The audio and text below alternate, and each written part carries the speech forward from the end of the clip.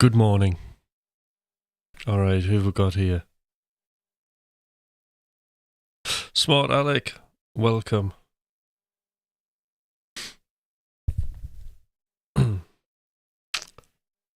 Good morning, Graham.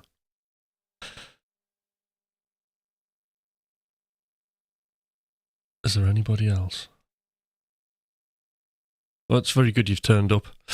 So, today we've got a few things to do. So first thing is, I've just got some... I've got to get all this stuff out of my pocket, because it's annoying. Yeah, first thing to do is, one of the things to do is to do wins, problems and opportunities. So I thought it might be a good idea for me to do, I've already started doing them actually, to do my wins from last week and look at some of the problems with you, for an example, and then look at how I'm going to solve the problems that I have. Yeah, so I've wrote a few things down, but we could add to the list, you know.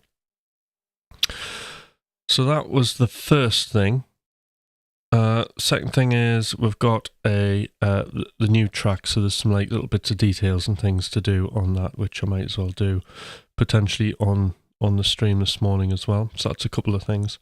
But I think the wins, problems and opportunities might take up a fair chunk, I think, because I'm probably going to end up playing guitar amongst all of this, which would be interesting. But it's not going to be great guitar playing. It'll be me focusing in on just basically all the things I can't do and try and do them and try and understand what's going on. But might be good, might be insightful. I'm not sure 100% what's going to happen.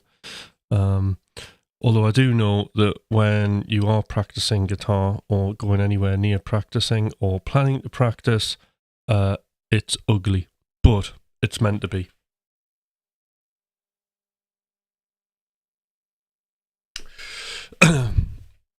All right. So yeah, it's pointless. It's pointless practicing anything, and it's sounding amazing. We're meant to be out of our comfort zone, really. Completely out of our comfort zone and trying to figure it out and allowing our brains to sort of catch up and work out what we're trying to do. So there we go. But I thought for a bit of positive energy, although there's only 3 of us on, if anybody wants to do, how about, if you want, why don't you share some of your wins last week? Doesn't matter what it is, doesn't necessarily have to be a music one, but if there's anything that went particularly well last week that you're excited about, would you maybe put it in the chat for a bit of positive energy? I've got plenty of good things that happened last week. But when we're doing wins, problems and opportunities, the reason that I use this method, and I talked about it extensively in January, is basically what we want to do is before we start embarking on, any crazy mad missions that could end up having a slight negative impact on us because we're going to do something new fundamentally, and it's going to be difficult. We do need to remind ourselves that actually when we do these things, when we challenge ourselves, that when we come through the other end, we're better off for it. We have new skills and new capabilities, and it does our confidence a world of good. I'm just going to adjust these headphones.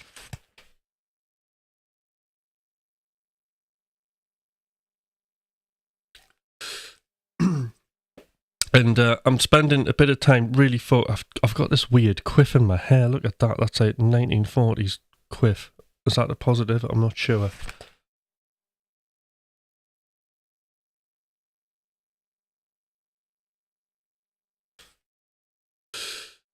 No, that's even worse.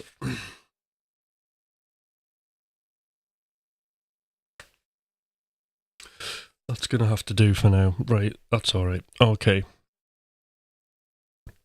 All right, we've got one here.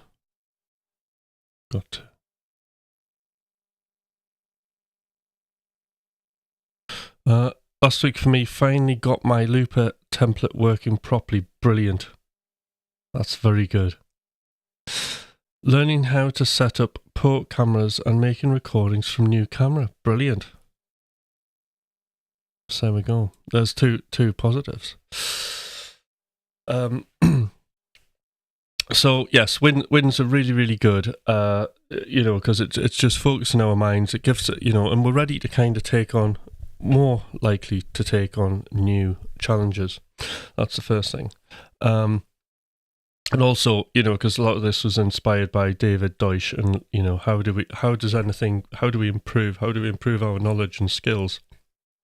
And basically, it all comes from solving problems, doesn't it? It comes from identifying a problem and working out basically how to solve the problem.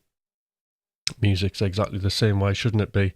I know it sometimes can get confused because it's an art form, and it's like we're dealing with manipulating our feelings and everybody else's feelings and emotions around it, and like our feelings and emotions can get tangled in with the music, and we can kind of lose which emotion belongs where. What am I talking about? That whole thing of when we're playing music versus what's actually happening. So, when you're playing guitar or you're writing a piece of music, especially like, when you're playing guitar, there's a definite separation now in my head. There are the feelings of how I feel about what I'm doing. Okay, so there's plenty of that on the live last week. Feelings of me and what I'm doing. And then there's actually the feeling that I'm projecting across in the music. And really, I don't need to have the feelings about what I'm having internally. I need to be focusing on the actual music. So it's just something I think everybody should be aware of and practice, and just enjoy the separation of the two emotions. Your internal music, your internal emotions about how you feel what you're doing at the time that you're doing it, and the actual emotions of the music. Okay, they are two different things. Yeah, we need to be focused on the music really all the time. And honestly, you wouldn't think it's a skill to learn. Like learning a guitar with a metronome is very much. The good thing about that is there's certainty in it, because you're practicing with a metronome and there's a time there, so it's very measurable. I suppose, like when it comes to in that live improvisation, because it's quite subjective at times, and your feelings on that, it's probably a little bit more difficult to actually measure. But that's why, metronome. I've got a metronome, and I do occasionally use it. I used to use it a lot, but I don't now. I'll always go for a backing track. It doesn't really matter what I'm playing over. The reason I like a backing track is because there's a groove that I have to lock in with. And it also, whatever you're practicing, immediately you have to find some sort of context for it. There's a lot of times where I've just thought, this is a really good lick, and then it's absolutely been completely useless and no good to play. But if you take a lick and then you start improvising with it and using it as a limitation, then different things can happen, and then you can build more licks, and it's a much better way and more fun way of doing things. And of course, fun's a very important factor in all of this. So they are a couple of great wins there. So I'll go on to my wins, and then we can do problems. All right, so my wins are, usually you do a few of them, right? So if you wanted to put more wins in, I'm all ears. If not, that's cool. So my wins, did early morning stream on Friday, right? Which went well, and some good insights on the direction to go in. So I'm kind of in the mindset of doing maybe less lives, but having more content like this. So rather than using the live for my music making, although there'll be a bit of that, I thought I would be much more 100% attentive to my audience in terms of what I'm delivering. So rather than me disappearing into my own music world making a track, which sometimes I could do. It's okay. It might be, if there's a certain theme to it. But sometimes, I can be just coming on the live and spinning my wheels, which I know isn't a bad thing, and it was the intention that I started with. But I think just with the way that I'm going, sort of with the coaching and all that sort of stuff, I think I need to be much more front facing with it now. So, and just giving out a little bit of knowledge here and there, and just generally delivering some good stuff for everybody.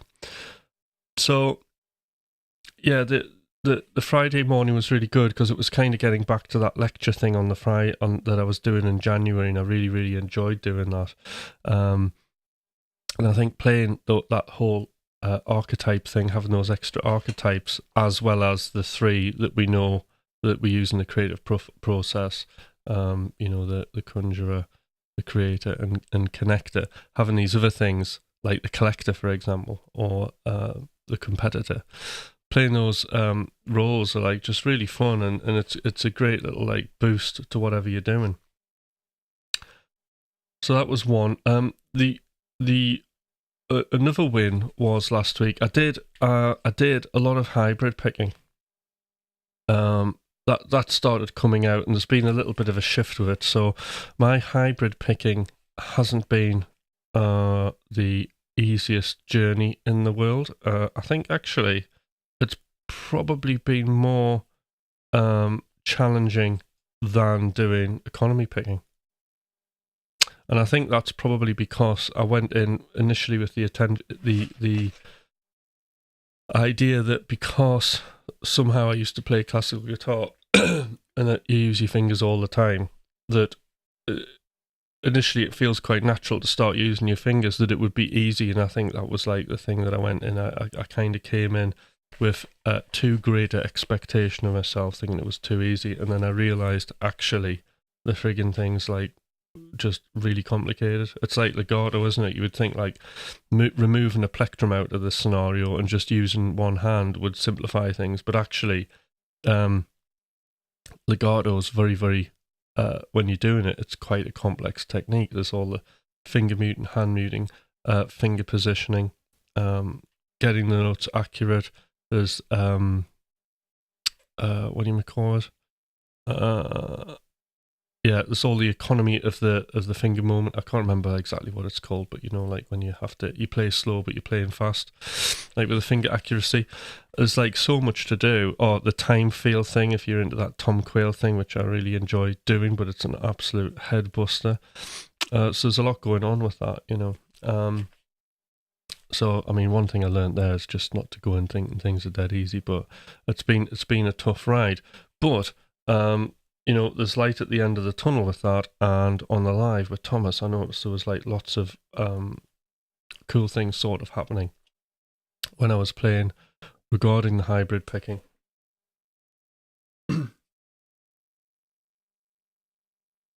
And I'll come back to a bit of that as well, because this is part of how like I'm solving problems with those lives, So also last week started the 5 a.m. sessions, which has been brilliant. Actually, it's been really good because the missus has been getting up as well. She's writing a novel, believe it or not. She's writing a book. I can't remember what it's on though. I should know. It's something to do with VW camper vans. But she's doing that, and then I'm getting up doing music, which was like really good because, it was just nice to be writing a bit of music. What was really good about it actually was just getting up and not being on a camera when I'm writing. It just gave me a little bit of freedom to just play about with things a little bit more without having to be conscious whether I'm boring somebody or not. Because sometimes, you just do things and there's not much of an intention behind it, but then you discover something. So there was plenty of that going on, which was really good. I didn't feel too rushed. Having said that, I mean, that track that we played on Saturday, the new one, that was done in just under 4.5 hours. So I'm still pretty rapid when I'm writing, What else have we got? Oh yeah, and obviously the McLaughlin Hutch Lives has started again. And I've enjoyed analysing the playback on that. So the good thing for me about the lives is usually they'll happen with Thomas once every fortnight, and that to me is a gig. It's a performance, and that's when my playing's really got to be together, and it's the benchmark of like where I'm at with my playing. So it's a really important thing because it's a focus. It's like a deadline. It's a point of accountability for me to judge where my playing's at, and I've got something that gives me about 2 weeks to work on, so I'll have to have a certain thing ready by then. So it was all pretty much, I don't think I really had anything particularly in mind that I was focused on, although I did notice, which is good actually, because I noticed like there was a lot of like hybrid picking coming out, but that's probably because I've been doing quite a bit of it lately. So that was all good. So that was the wins. Okay, problems. Right, now, if you've got any problems, musical problems that you want to share, stick them in the chat. So if you've got a musical problem, if you put them in the chat, and you don't mind potentially having a quick discussion on them, you don't have to, then that's cool. Or I might not discuss them, and I might just see if you come up with a solution for them.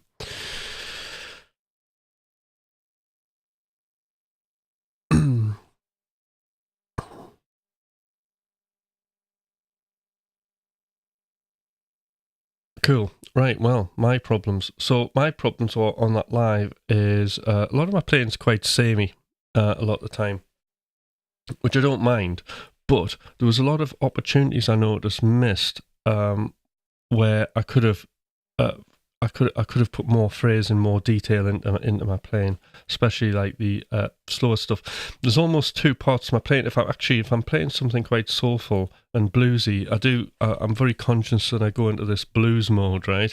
And then the phrasing that I want to put into my more technical playing comes back at that point. But when I'm playing technically, there is phrasing there, but it's not as much as it could be, and I think there was like just tons of opportunities I was watching where I could have actually done something, but I repeatedly kind of did nothing. So that's something I'm going to have to look at, and I think part of it is like when I'm shredding, when there's anything particularly technical. When there's anything particularly technical kind of going on, then the phrasing thing's a lot more difficult, and I think that's due to potentially thumb positioning. But we're gonna have a look at that in a minute. Forgetting licks. I do this all the time. I did it yesterday as well. I was doing like a 2-hour jam session yesterday, and there was like loads of things that I kind of stumbled on that then I forgot about, and I thought, oh, this is brilliant, and I was playing them, and I even had a chance to slightly like, oh, I think that's really good, I'll just practice it a few times so I remember it. And like, sure enough, like by the time a couple of hours later, I was like, what was it I did? It eventually came back, but there's a lot of that going on. So like playing stuff and forgetting it, especially like what's annoying is when I'm playing things and then that I know, and I connect two things together that work really well. Because that's one thing that really excites me about guitar playing, is making connections of patterns and then making something new. And a lot of that happens through when you're improvising, but then it's like, how do you remember that? So sometimes it's forgotten. Oh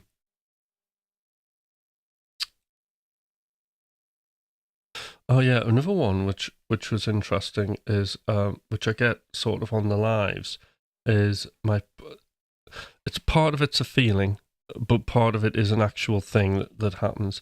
Is a lot of my playing doesn't translate too well to the higher notes, and I know why this is. It's because I spend the majority of my time on acoustic guitar, and I can't get like comfortably past 15 frets. Like, got to cut away the one I use.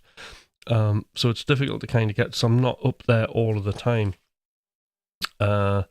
And then sometimes, if I'm not really focused on it, when I'm back home practicing on electric, I don't particularly focus up on that end of I play up there, but I'm not particularly focused on any problems of making sure that what I'm playing on the top, what I'm playing on the bottom, I can play at the top.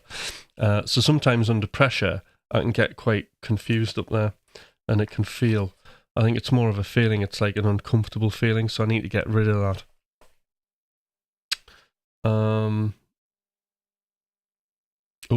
Picking out of sync feeling. There's a lot of feelings here, right? And they are, like, I think when it comes down to the playing sort of thing, I know that when we're doing feelings with our music, right?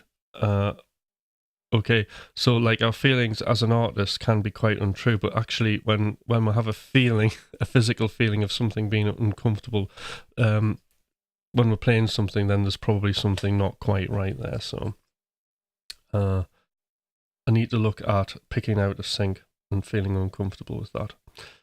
So there we have it. So there are the problems. Sean, we're doing wins, problems, and opportunities. Remember doing these? Sean, as you're here, I would love to hear what your wins were last week. It can be anything, but musical would be good. Graham's just posted up a problem there. Problem, price of arcade going up, however, still great value. It is. Graham, have you got a musical problem though? A one that doesn't involve paying money for?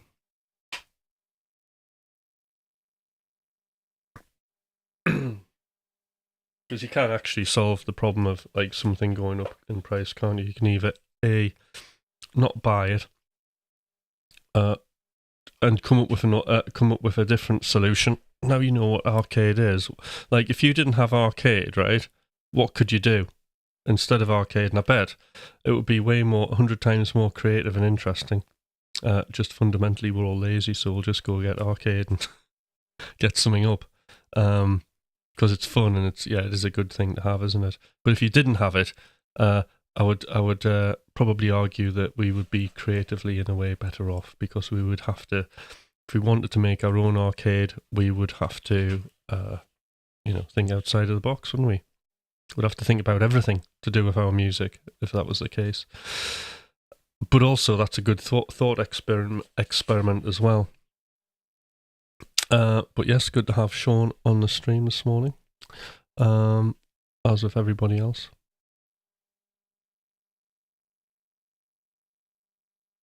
So, solving problems.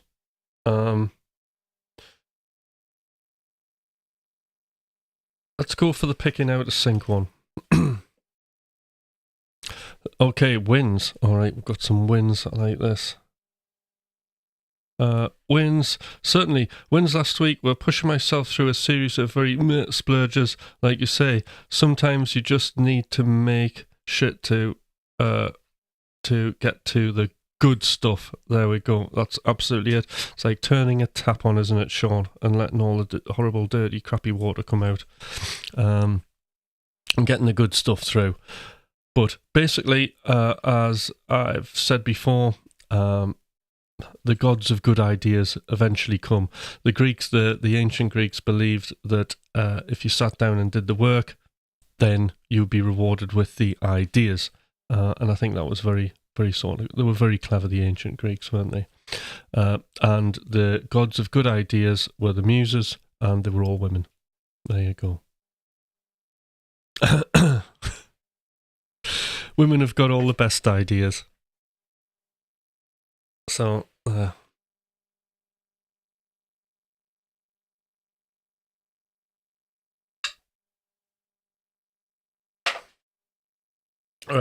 plug a guitar in.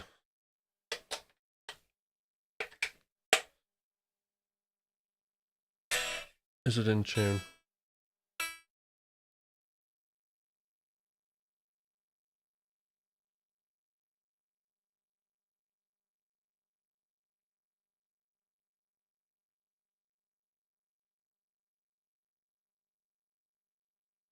Right, so one problem was picking.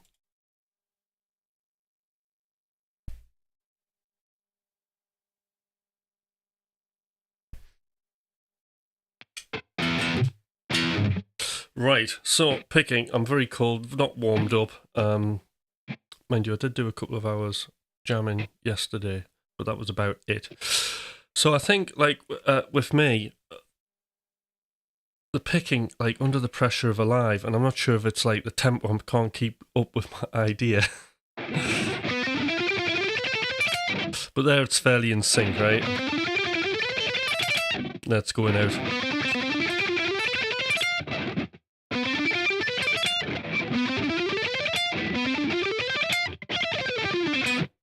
Alright, so I think part of it is just being like really confident on the first couple of picks that you actually do. And I was thinking about this yesterday, and one thing I came up with for like pentatonic things is actually you can do like where the synchronization's coming out is because I'm doing a combination of economy picking and alternate picking, which is a great thing to do.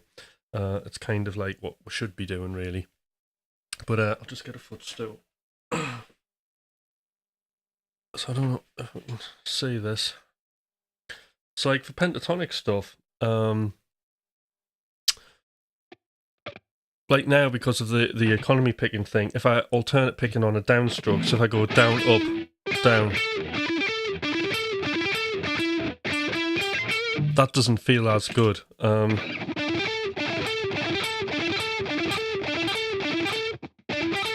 So I'm going down, up, right?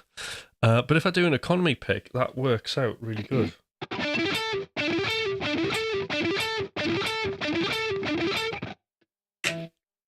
So that's one thing, is starting something with an economy pick that maybe runs into alternate picking.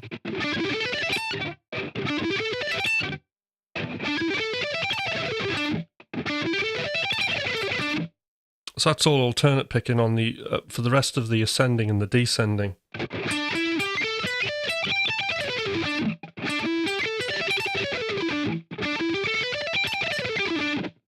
So that's working quite nicely. So it's just being aware of that. And like whether I'm doing a lick, which is if I ended on an up, then I don't mind restarting on the same picking thing. I don't have to be an alternate picking purist about things. I'm quite happy just doing 2 ups, 2 downs, just kind of part of it. So that could be one thing to do.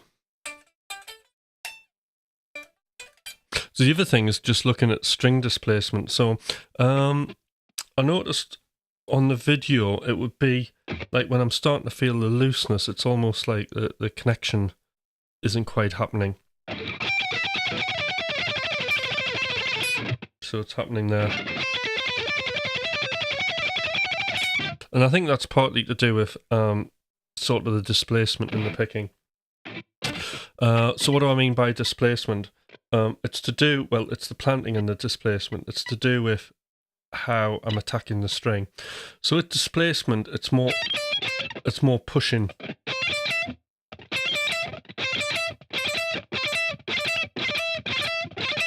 And the planting is reducing the arc of the pick, how much it's moving.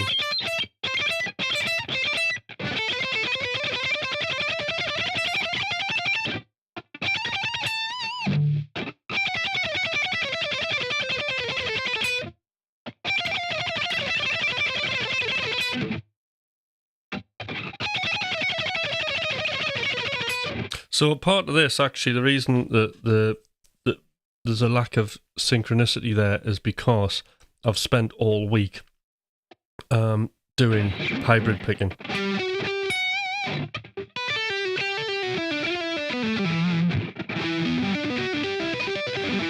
And obviously I think just with the different wrist motion that's going on there, it just sort of impacts on the picking side of thing. So part of this, and I experienced this with doing a lot of legato and then picking. So legato and picking, and then hybrid picking. Kind of, if I do a lot of those, if I practice that, you know, a lot of hybrid and a lot of legato, then it sort of impacts on the picking side of things. So I need to start thinking about, you know, actually just practicing some, getting some exercises together that will pull back the alternate picking technique.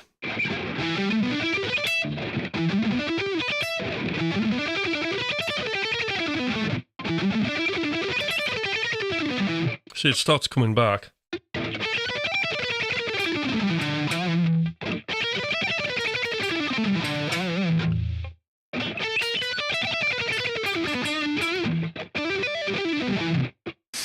Okay.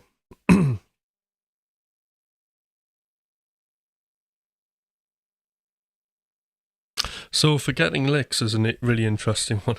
How do you remember like all of your stuff when you're playing? I mean, that's a really tricky one. I've never really come up with a full solution for this, apart from when I'm improvising. If I find something that I'm playing that I like, is just to then repeat it and do variations of it when improvising. That's all I can kind of think of really to do there, and then hoping that I remember it.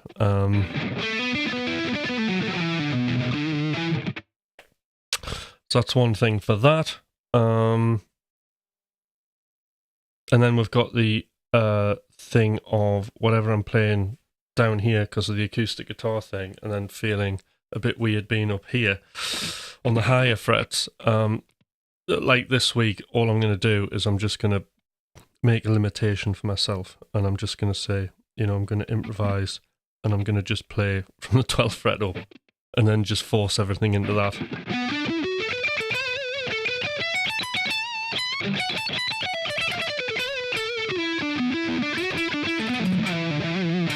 Maybe down to the 10th.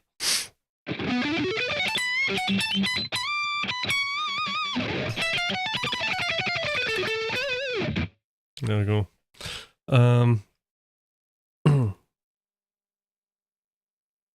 So I better write a few of these down. Oh, my pen's gone. I'll remember. All right, so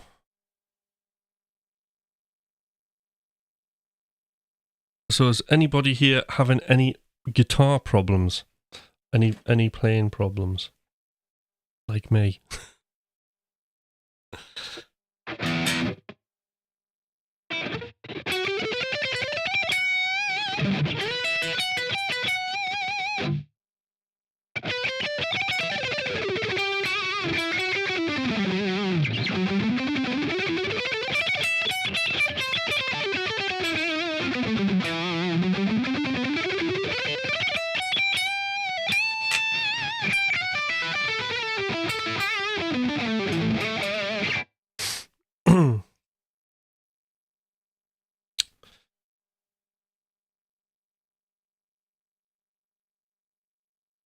So I think that's all of my guitar playing sort of problems that I'm experiencing.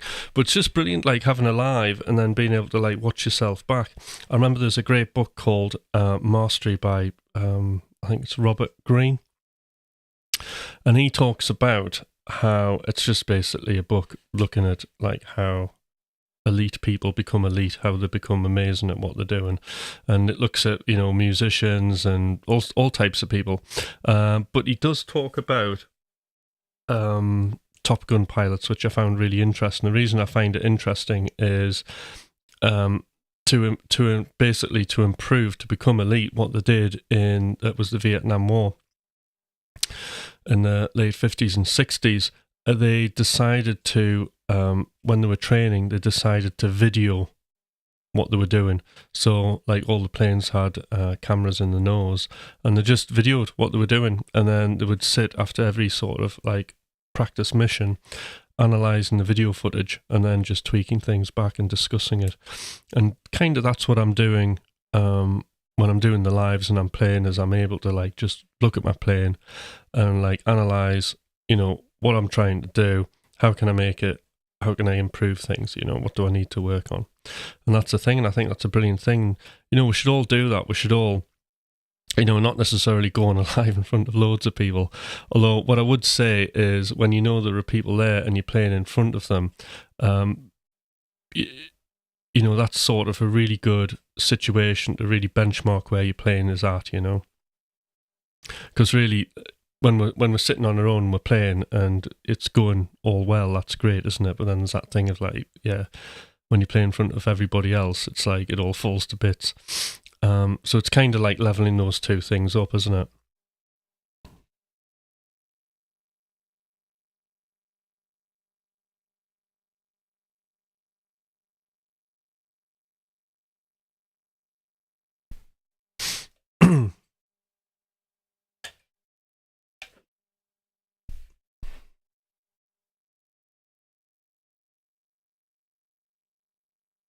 So it's gonna go quiet. I'm just gonna get the new track up.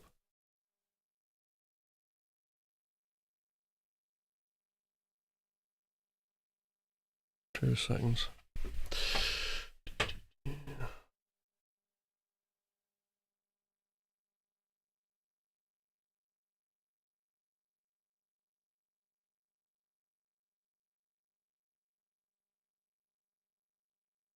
Right, let's see.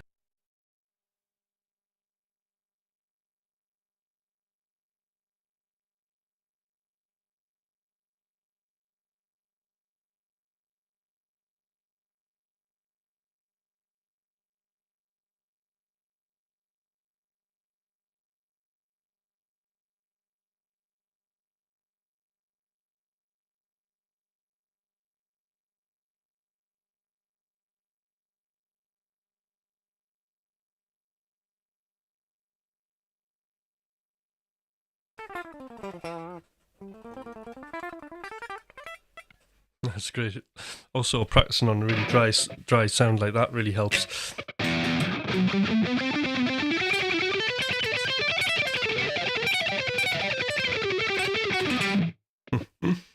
Yeah. Okay, I'm gonna have a bit of a play over this. Get some effects on this guitar though.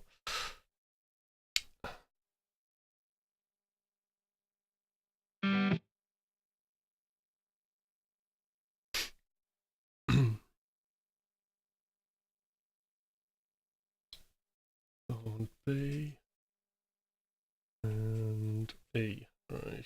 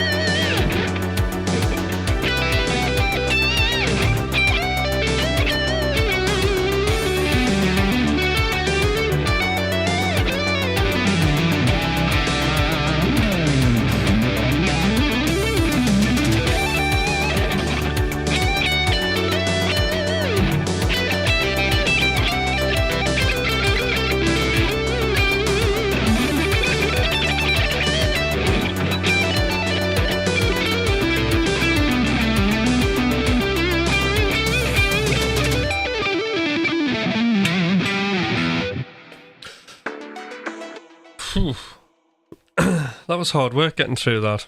Again, I can really feel that the how out of sync my picking is, and it's simply because I've completely ignored it for hybrid picking.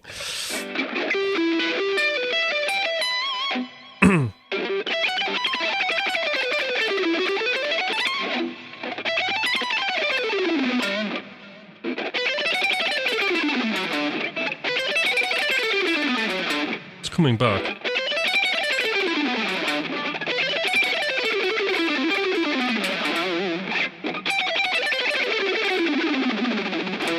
There we go. Getting there. Right. Anybody else having any guitar problems like that?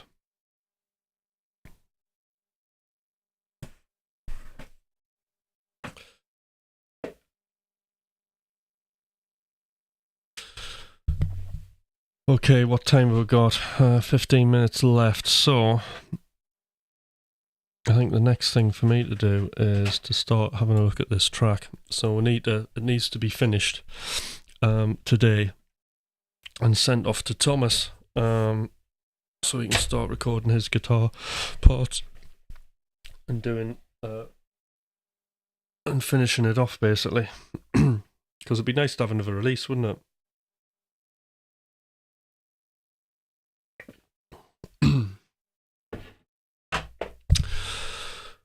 All right.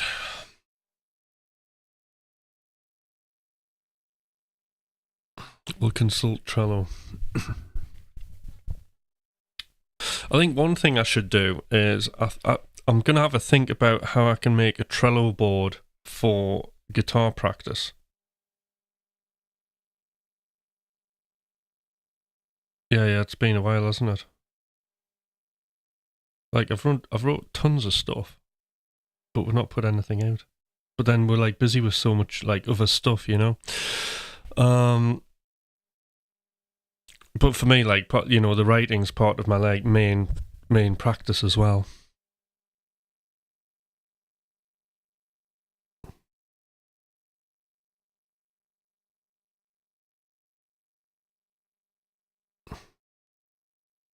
Okay, let's have a look.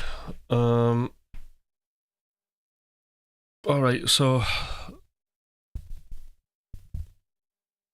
all right, some cool stuff here you might be interested in. So I've put down. It's interesting, like how a lot of these aren't really any major impact at all. So panning toms is an important one because they are annoying when they're just like straight up the center. Second last note on the melody going up, that could be one, and the last note pitch bend. We could try that on the chorus. Let's see if that's better because I think that you'll find that interesting. And then RC20 on the electric piano. Now I'm going to do that next simply because we can have a look at the plugin, right? And then it's just checking out the space and panning, which you know, that's sort of like a common sense one, isn't it? But let's have a look at this melody because I'm interested. This here, I must have heard at the time when I listened to it and wrote second last note, add a note that goes up. And this is like, I think it's referring to like one of the longer notes. So we'll just get part of a chorus.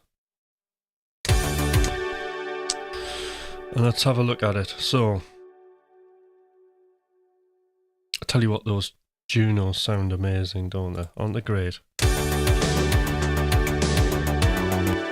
Like no effects whatsoever. So when I'm listening to this, let's have a look at the MIDI.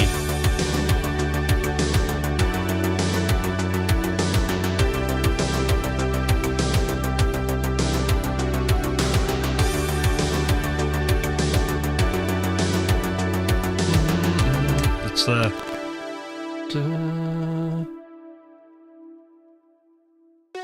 That's the one. Right, I could hear it in my head.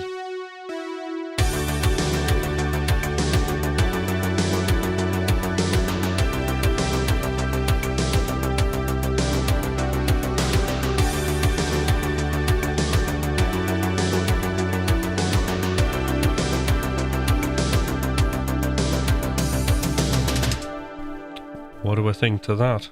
Oh shit. Oh. Hey. It's been a while. Yeah, all right. Did I use any track space on this track? That's a really interesting one because I really loved the mix I did on the track I did with Sharon. Still got to do my guitar solo on that. But the interesting thing was I used track spacer on that track and it just seemed to remove too much, but it is on here. It's on the bass.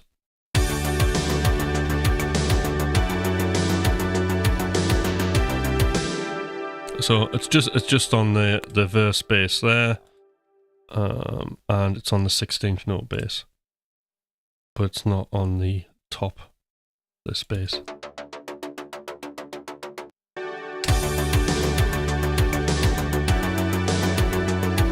Having said that, it could be, because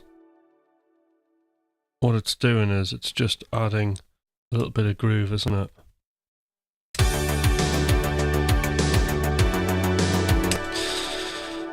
So that's the other thing about the sidechain, because obviously it's been the whole kick has been inputted into this plugin.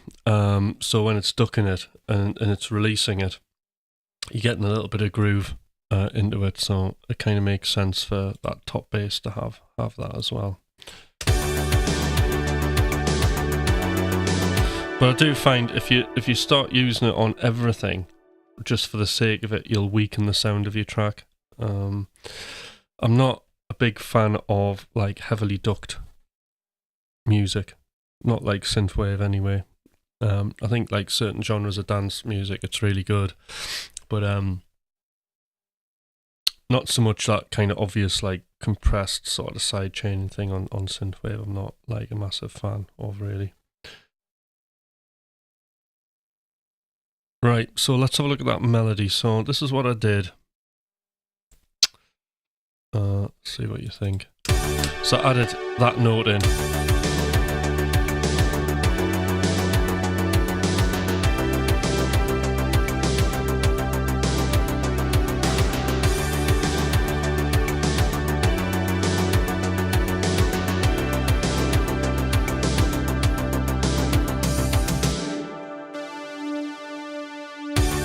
And then the other thing in the notes was to do a pitch bend on this.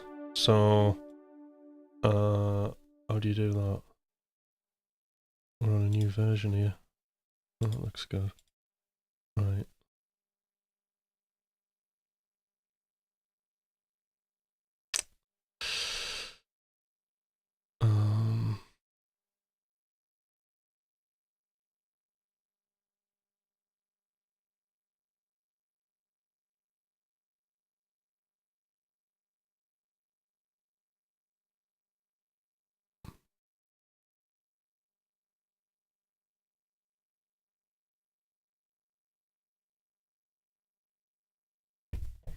That's really interesting. I cannot find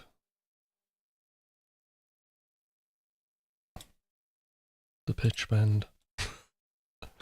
How do I do pitch bend? Oh no, it's here. There we go. It's at the top. Ableton 12, everybody. It's up here. Right, envelopes. Now.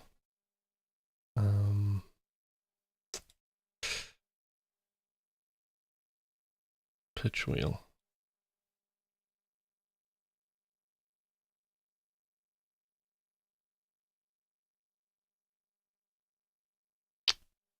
Okay. Alright. MIDI. I'm hoping this is it. Yeah, this is it.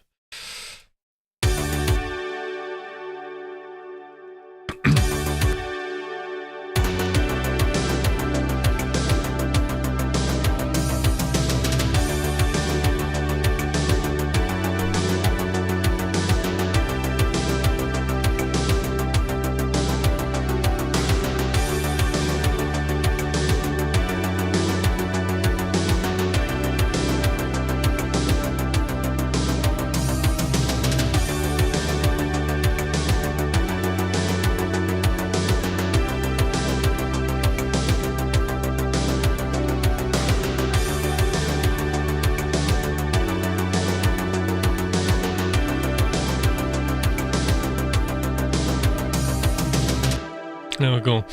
So, quite like that. So this is the original.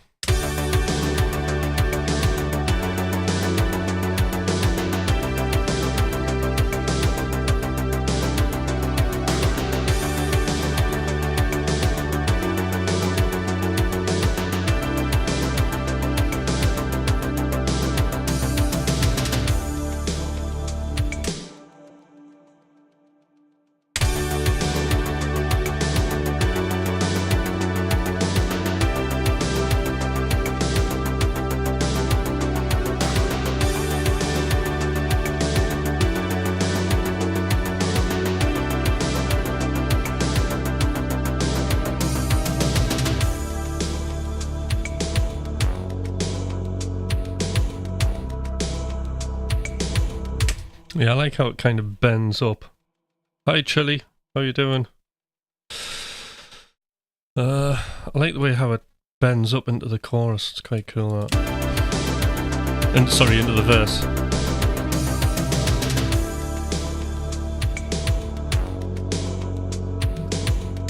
Yeah, it bends up to the exact same note as the monks doing the. All right, Chili, how you doing? How's it going?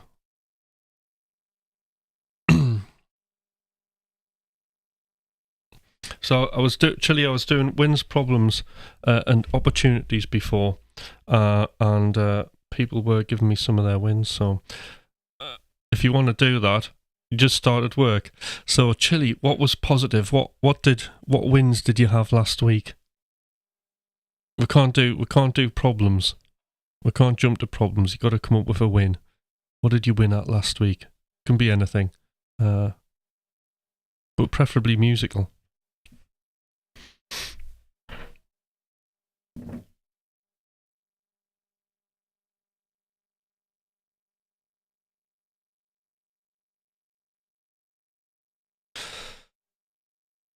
Okay, so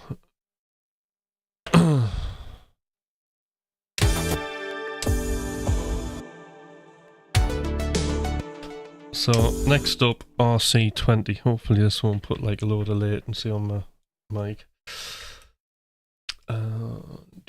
RC20 retro color. Here's a question. Does anybody have a preference whether they use audio units on Mac or VST?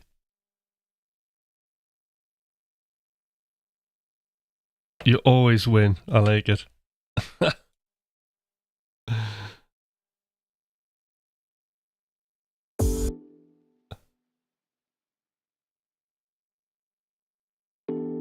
Alright, let's do something with this. We're gonna have, right, vinyl.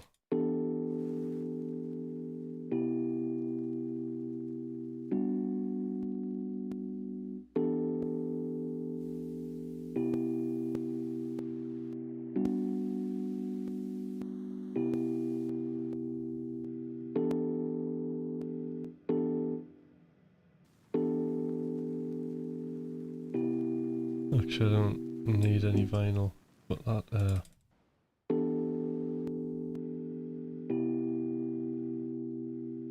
like that bit of noise there.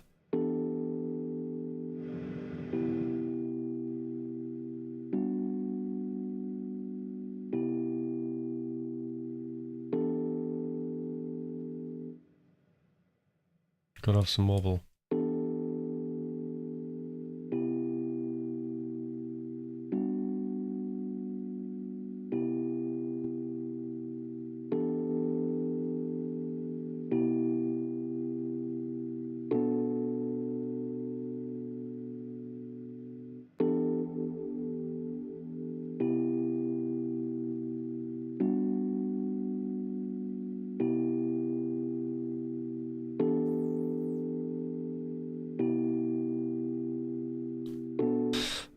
This is a cool technique which I used to do a lot with. There's an Ableton plugin that does a similar thing, not the Bit Crusher. Like there's a noise plugin, and just sort of agitating the top end of a sound with like kind of one of these digital type effects is like really good. it can give something a bit more presence. It's like one of those things when it's like an interesting high end.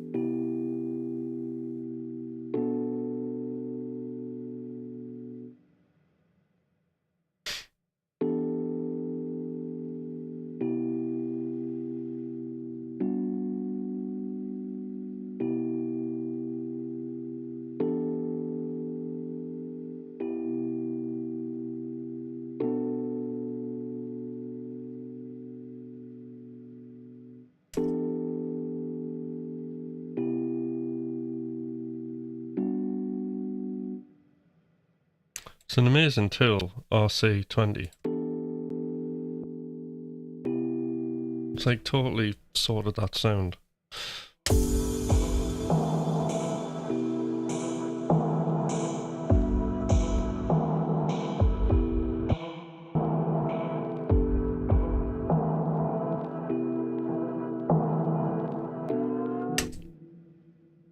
Right, so that's come out really good. Let's just have a look at the list. I'll just save there as well.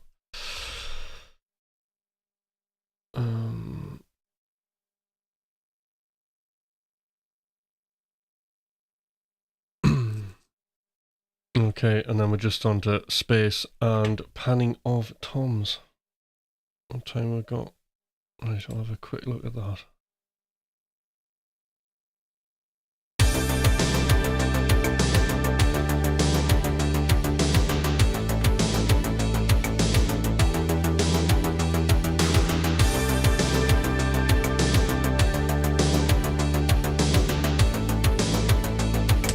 It's amazing just by, I know there's a couple of different kind of schools of thought on this, but I do think just panning things slightly just to get things out of the way is really beneficial. Just that ride, just slightly moving it.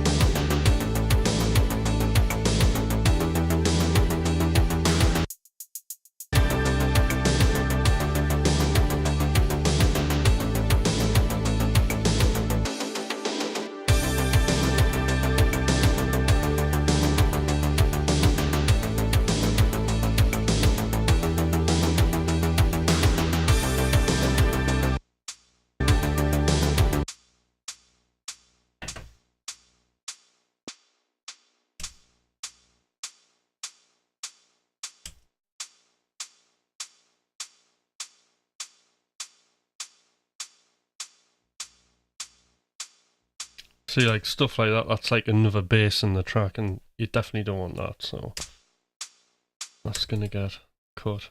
And then we can go to our closed hi-hat here.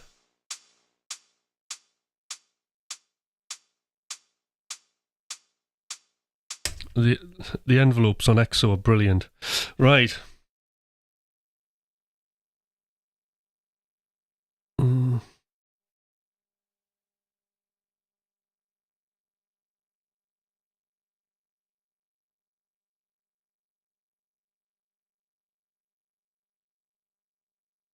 Right, okay, so that's interesting.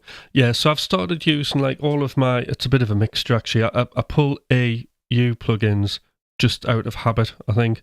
But VST 3 is all of my SSL stuff requires that for the 360 software to work. So you can't use AU at all with that. So some good advice there. So I think I'll do that. VST is the one. I don't want that because that's just something I started and didn't finish. Oh, there's Kevin Crunch. Hi. Okay, Chili. I think panning ever so slightly can cause the ear and brain receptors to react differently and cause more listening intent. Very well put. And there's Kevin. Right. So that's pretty cool. Like the envelopes on EXO are really good. And you think like how that's cleaned up.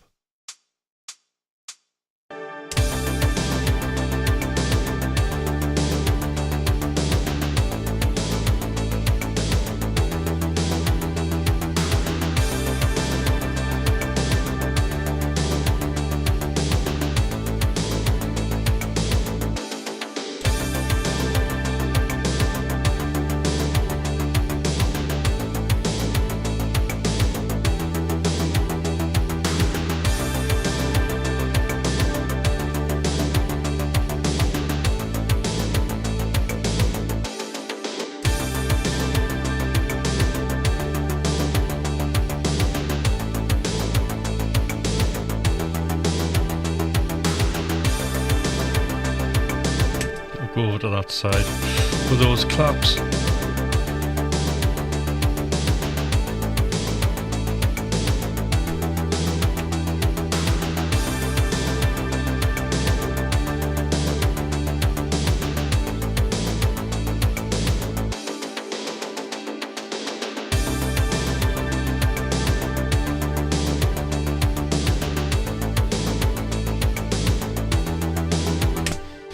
Okay. And I'll just save that.